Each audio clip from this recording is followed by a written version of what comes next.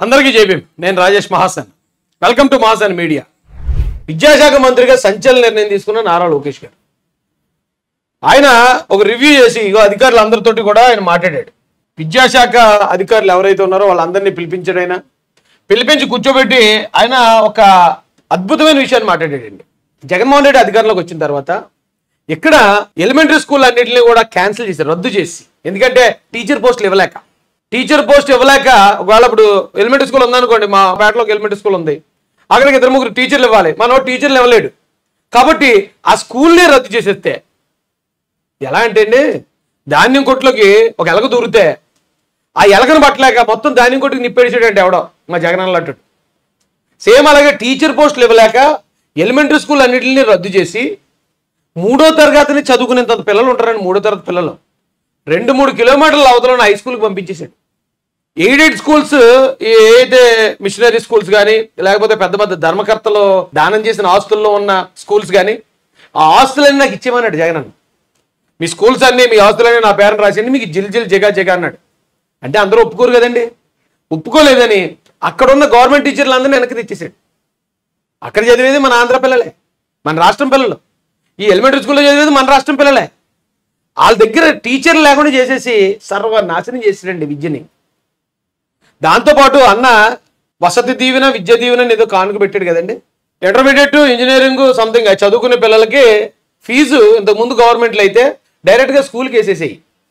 జగన్ వచ్చాక నేను మీ అమ్మకే వేస్తానని చెప్పి పెట్టాడు. ఎందుకంటే ఆ డబ్బులు చూసినండి, అయ్యి బాబు నువ్వు డబ్బులు వేసాడని ఇలా ఏటీఎం కార్డులో నుంచి తీసుకుని ఆ డబ్బులు ఇలా లెక్కెట్టి, అమ్మో జగన్మోహన్ రెడ్డి ఆయన జేబులో ఇచ్చాడు, ఇన్ని డబ్బులు ఇచ్చాడని చెప్పి వాళ్ళు ఆశ్చర్యచకుతులై ఆయన కోటేస్తాడని ఆయన భావన.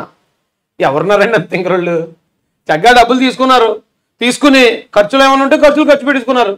లేదా కొన్నిసార్లు అయితే ఇతనే వేయలేదు, కొన్ని సంవత్సరాలకి 2-3 సంవత్సరాలకి ఇతను వేయలేదు ఫీజులు. వేయకపోవడం వల్ల ఏమైందంటే అండి, కొన్ని లక్షల మంది విద్యార్థులు, ఇప్పుడు ప్రైవేట్ కాలేజ్ ఉంటుందండి, ప్రైవేట్ కాలేజీలో జాయిన్ అవ్వాలి, ఆయన దగ్గర టీసీ, మార్క్ లిస్టు, దీనికి సంబంధించిన అన్ని పట్టుకెళ్ళి ఆ కాలేజీలో పెడతాడు, చదువుకుంటాడు. ఫీజు కట్టకపోతే చివరి లాస్ట్ ఇయర్ అయిపోయిన తర్వాత ఆయన బయటకు వచ్చేసే సమయంలో ఆ సర్టిఫికెట్లు ఎవరాళ్ళు ఫీజు కట్టేసి పట్టుకెళ్ళి సర్టిఫికెట్లు అంటారు. ఇదేంటంటే మా జగనాన్ని ఇచ్చాడు కదంటే జగనాన్ని ఇవ్వలేదు, ఏ అన్న ఇవ్వలేదు, మర్యాదకి డబ్బులు కడితే తప్ప మేము సర్టిఫికెట్లు ఇవ్వలేమని యాజమాన్యాలు పట్టు కూర్చున్నాయి. మరి వాళ్ళకి లాసే కదా. ఇప్పుడు గవర్నమెంట్ ఇస్తుందనే నమ్మకంతోనే కదా పేద పిల్లల్ని జాయిన్ చేసుకుంటారు వాళ్ళు. గవర్నమెంట్ హ్యాండీ చేస్తుంది, జగన్మోహన్ రెడ్డి గారు హ్యాండీ చేస్తారని వాళ్ళకి మాత్రం ఏం తెలుసు. వాళ్ళకి లాస్ అయిపోతారు కాబట్టి వాళ్ళు ముక్కు పిండాన్ని సరే వసూలు చేయాలని సర్టిఫికెట్లు వాళ్ళ దగ్గర పెట్టించుకున్నారు. అది ఎంత ప్రమాదం అంటే అండి, వచ్చేసాడు బయటికి చదివేసుకుని సర్టిఫికెట్లు లేవు, జాబ్లో జాయిన్ అవ్వడానికి అవ్వదు, తర్వాత కోర్సులో జాయిన్ అవ్వడానికి అవ్వదు, ఖాళీగా ఉండటమే. అంటే ఆడి లైఫ్లో 1-2 సంవత్సరాలు ఈ డబ్బులు కట్టేదాకా ఎంత క్రూషియల్ టైం అండి అది. అలాంటి టైము దుంపనాశనం అయిపోయింది చాలామంది విద్యార్థులు.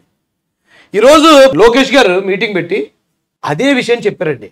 ఇమ్మీడియట్గా కాలేజీల్లో ఉన్న సర్టిఫికేట్లన్నీ కూడా విద్యార్థులకు అందజేయండి. దాదాపు 3,000 కోట్లు పైనే పెండింగ్ పెట్టేటాడు జగన్ అన్న. ఆ డబ్బుల సంగతి మనం మాట్లాడుకుందాం, అర్జెంటుగా సర్టిఫికేట్లు మాత్రం ఇమ్మీడియట్గా వాళ్ళకి ఇచ్చేయండి అని చెప్పాడు. దాంతోపాటు విశ్వవిద్యాలయాల్లో టీచర్ పోస్టులు, అంటే ప్రొఫెసర్లు అంటారు వాళ్ళని, ప్రొఫెసర్ పోస్టులన్నీ ఖాళీ, ఆ పోస్టులన్నీ భర్తీ చేసి ఈ రాష్ట్రంలో ఉన్న చదువుని ముందుకు తీసుకెళ్ళండి. చదువే కదండి రాష్ట్రాన్ని ముందుకు తీసుకెళ్లేది. కానీ సరైనోడి చేతికి సరైన శాఖ దొరికిందండి.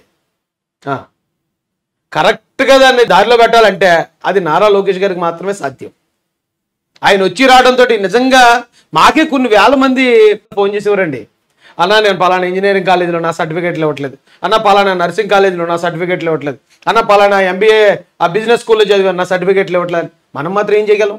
ఆ యాజమాన్యానికి ఫోన్లు చేసేవాళ్ళు, చేస్తే వాళ్ళు అదే చెప్పేవారు, సార్ లాస్ అయిపోతాం సార్, ఇప్పుడు కానీ ఇచ్చేస్తే మాకు ఆ డబ్బులు వీళ్ళు ఎవరు గవర్నమెంట్ నుంచి రావు, మేము కూడా మరి టీచర్లకు శాలరీస్ ఇవ్వాలి కదండి, మేము కూడా ఈ స్కూల్ కాలేజ్ మెయింటెనెన్స్ చేసుకోవాలి కదండి, మాకు మాత్రం ఎక్కడి నుంచి వస్తాయని అడిగితే ఏం చెప్పాలండి? ఒక గవర్నమెంట్ ఈ రోజున విద్యాశాఖ మంత్రికి ఒక నారా లోకేష్ గారు లాంటి ఒక సమర్థుడు వచ్చి దానికి ఒక చెక్ పెట్టారు, దానికి ఒక పరిష్కారం ఇచ్చారు. కానీ లేకపోతే పిల్లల జీవితం నాశనం అండి. ఎవరైతే వాలంటీర్లు 5 సంవత్సరాల కాలం ఎలాగైతే కోల్పోయారో అలాగే ఇక్కడ చదువుకునే పిల్లలు, ఇంజనీర్లు, లేకపోతే ఆ బిజినెస్ మేనేజ్మెంట్ చదువుకున్న వాళ్ళు, నర్సింగ్ చేసిన వాళ్ళు, వీళ్ళందరి జీవితాలు కూడా దాదాపు 2-3 సంవత్సరాల కాలం కొలాప్స్ అయిపోయింది. దానికి ఆయన వచ్చి రావడంతో చక్కటి పరిష్కారం అందించాడండి మహానుభావుడు. అప్రిషియేట్ చేయాలి మనం లోకేష్ గారిని. థ్యాంక్ యూ సార్ లోకేష్ గారు, థ్యాంక్ యూ వెరీ మచ్.